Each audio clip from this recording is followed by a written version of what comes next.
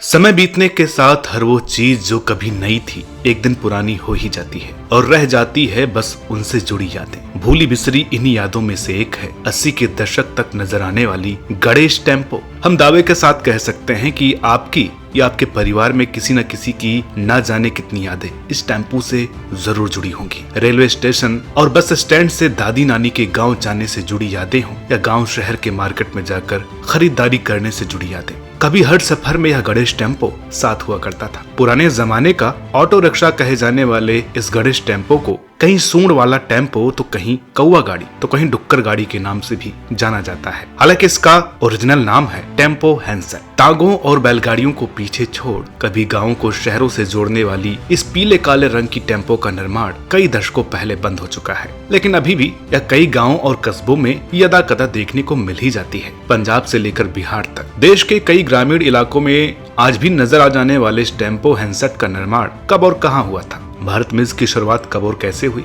क्या है इसकी पूरी हिस्ट्री, इन्हीं सब बातों पर चर्चा करने वाले हैं हम आज के इस वीडियो में। इसलिए बने रहे हमारे साथ इस वीडियो में शुरू से अंत तक। नमस्कार, मेरा नाम है अनुराग सूर्यवंशी और आप देख रहे हैं नारद टीवी की खास श्रृंखला बेस्ट टॉक्स। आज भी इस 3 व्हीलर का इस्तेमाल होना इसकी क्वालिटी और मजबूती को बताने के लिए काफी है। हालांकि इसकी वैधता पर इसके पॉल्यूशन नॉर्म्स और दूसरी कई कानूनी वजहों से सालों से सवाल उठते रहे हैं। बेशक आरटीओ अब इन वाहनों के रजिस्ट्रेशन को रिन्यू नहीं कर रहे हैं, लेकिन पुलिस और आरटीओ की ओर से टेम्पो हैंसेट पर उतनी सख्ती नहीं की गई है, क्योंकि यह कईयों के लिए आज भी रोजगार के साथ साथ बहुत सी जगहों पे लोकल लोगों के लिए उनके आवागमन का एकमात्र साधन भी है। आज भी कई राज्यों में दूर दराज के क्षेत्रों में इस दुर्लभ ऑटो रिक्शा के दर्शन आपको हो जाएंगे, जो माल ढोने से लेकर सवारियों के लिए भी इस्तेमाल की जा रही है। भारत में इस 3 व्हीलर की शुरुआत कब हुई, इससे पहले हम जान लेते हैं इसके इतिहास के बारे में, जो काफी दिलचस्प है। जर्मनी के सहयोग से बनी इंडियन टेम्पो हैंसेट भले ही भारत के लिए पहली तिपहिया गाड़ी मानी जाती है, लेकिन इसका इतिहास बहुत पुराना है। जर्मनी की टेम्पो से सालों पहले ही 3 व्हीलर बनाने का दावा करने वाली एक जापानी कंपनी माज्दा पर गौर करें तो इसका दावा सच भी साबित होता है, क्योंकि उनके मुताबिक साल 1931 में माज्दा ने एक 3 व्हीलर को जापान की मार्केट में उतारा था। हालांकि यह एक मॉडिफाइड बाइक ही थी जिसे 3 व्हीलर का रूप दिया गया था और इसका इस्तेमाल लोडिंग के लिए ही होता था। हालांकि जर्मनी की कंपनी बेंज भी यह दावा कर चुकी है कि उन्होंने 1886 में ही एक ट्राई साइकिल में मोटर फिट करके पेटेंट के लिए अप्लाई किया था।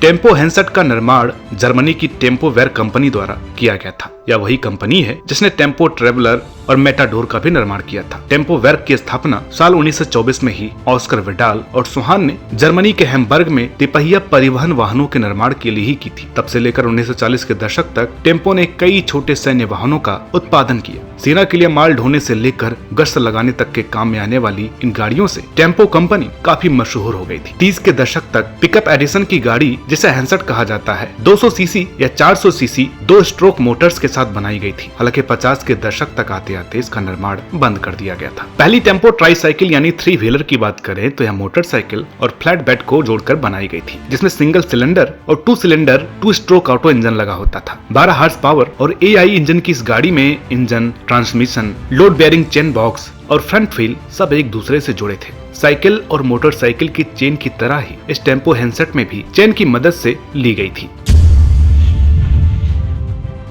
इंडियन मार्केट में बजाज और जर्मनी के टेम्पो के सहयोग से निर्मित टेम्पो हैंसेट उतारी गई थी, जो तांगे और बैलगाड़ी के बाद लोकल सवारी के लिए एक नया जरिया बनकर उभरी थी। दरअसल आजादी के बाद जब भारत आत्मनिर्भर हो रहा था, तब साल 1948 में फिरोडिया लिमिटेड के फाउंडर इनके फिरोडिया ने देश के पहले प्रधानमंत्री जवाहरलाल नेहरू को यह 3 व्हीलर दिखाया और इसे ऑटो रिक्शा नाम दिया, जो उन्हें काफी पसंद आया। फिरोडिया कंपनी ने इसके लिए उस समय बछराज ट्रेडिंग कॉर्पोरेशन के साथ ज्वाइंट वेंचर बनाया था, जिसे बाद में बजाज ऑटो का नाम दिया गया। हम आपको बता दें कि फिरोडिया भारत में कार बनाने वाली एक इंडियन कंपनी थी, जिस पर बाद में बजाज ने अधिग्रहण कर फोर्स मोटर्स का नाम दिया था। आपको यह जानकर ताज्जुब होगा कि ऑटो रिक्शा शब्द का जन्म भी भारत में ही हुआ था और यह नाम देने वाले फिरोडिया लिमिटेड और फोर्स मोटर्स के फाउंडर इनके फिरोदिया ही थे। यह नाम उन्होंने मोटर से चलने वाले रिक्शा के लिए सोचा था, जितना पॉपुलर हुआ कि तब से दुनिया भर में ऐसे सभी 3 व्हीलर टेम्पो को ऑटो रिक्शा ही कहा जाने लगा। इंडियन मार्केट में जब साल 1948 में बजाज ने पहला ऑटो रिक्शा यानी टेम्पो हैंसेट उतारा था, उस समय देश में उसके प्रोडक्शन के लिए एक लाइसेंस लेना होता था, जिसके एवज में बजाज ऑटो को सालाना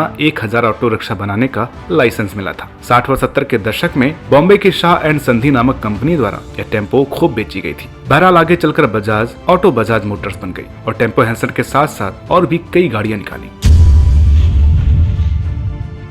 शुरुआती दिनों में टेम्पो हैंसेट में स्टार्टिंग मोटर न होने से इसके इंजन को रस्सी के जरिए झटके से खींचकर स्टार्ट किया जाता था। इस सेल्फ 3 व्हीलर में एक स्टीयरिंग व्हील और एक गियर लीवर लगा होता है। 15 horse power 2 stroke 400 CC petrol engine के इस टेम्पो हैंसेट की स्पीड लगभग 50 किलोमीटर प्रति घंटा है। हालांकि इंटरनेट पर कुछ जगहों पर यह भी लिखा गया है कि Indian Tempo Hanseat model 20 horsepower में 452 cc 2 stroke twin cylinder motor द्वारा संचालित था। साथ ही यह भी दावा किया गया था कि इसकी स्पीड 80 किलोमीटर प्रति घंटा थी। हालांकि 1974 के आसपास टेम्पो हैंसेट को उनके मालिकों द्वारा डीजल टेम्पो के रूप में कन्वर्ट कर दिया गया, जो काफी किफायती हो गया, क्योंकि भले ही तब पेट्रोल आज की तरह महंगा नहीं था, लेकिन डीजल इसकी अपेक्षा तब भी काफी कम दामों में हुआ करता था। लेकिन 90 का दशक आते आते यह टेम्पो गांव और छोटे छोटे कस्बों तक सिमट कर रह गया। हालांकि आज भी यह टेम्पो कहीं कहीं नजर आ ही जाता है, जिसे लोकल एरिया में फेरी लगाने के लिए शेयरिंग ऑटो रिक्शा के तौर पर इस्तेमाल किया जा रहा है। बेशक प्रदूषण नियमों की वजह से यह 3 व्हीलर अब भले ही शहरों में नजर नहीं आता है, लेकिन आज भी सुदूर इलाकों और कई गाँव में यह दिखाई दी जाता है, जिसके जरिए सवारियों के साथ साथ माल, सब्जियां तथा बकरियां ढोने का काम भी किया जाता है। बजाज द्वारा की गई शुरुआत के बाद भारत में आज बजाज के अलावा TVS Motors company, Atul auto और महिंद्रा एंड महिंद्रा द्वारा भी ऑटो रिक्शा का निर्माण हो रहा है। इन ऑटो रिक्शा की डिमांड भारत के पड़ोसी देशों के साथ साथ दक्षिण पूर्वी एशियाई और अफ्रीकी देशों में है। टेम्पो हैंसेट से ऑटो रिक्शा तक के सफर में जहाँ भारत में इसे कई नाम मिले, तो विदेशों में भी इसे टुक टुक, बेबी टैक्सी और बाओ बाओ जैसे कई नाम दिए गए। यह जानकर आपको भी खुशी होगी कि भारत की बजाज कंपनी आज भी दुनिया की सबसे बड़ी ऑटो रिक्शा एक्सपोर्ट कंपनी है, जो श्रीलंका, बांग्लादेश, अफगानिस्तान, संयुक्त अरब अमीरात, Ghana, Chad, Kenya, Nigeria, Sudan, Somalia, Congo, Ethiopia, Ecuador, El Salvador, New Zealand, दक्षिण अफ्रीका जैसे देशों में अपने ऑटो रिक्शा एक्सपोर्ट करती है। तो दोस्तों, हमें उम्मीद है कि आपको हमारे साथ टेम्पो हैंसेट का यह सफर सुहाना लगा होगा और आपकी कई सुनहरी यादें भी ताजा हो गई होंगी। टेम्पो हैंसेट से जुड़ी अपनी यादों को कमेंट बॉक्स में जरूर शेयर कीजिएगा। आपको ये वीडियो कैसी लगी ये भी बताना मत भूलिएगा। वीडियो अच्छी लगी हो तो प्लीज इसे लाइक कीजिएगा, शेयर कीजिएगा।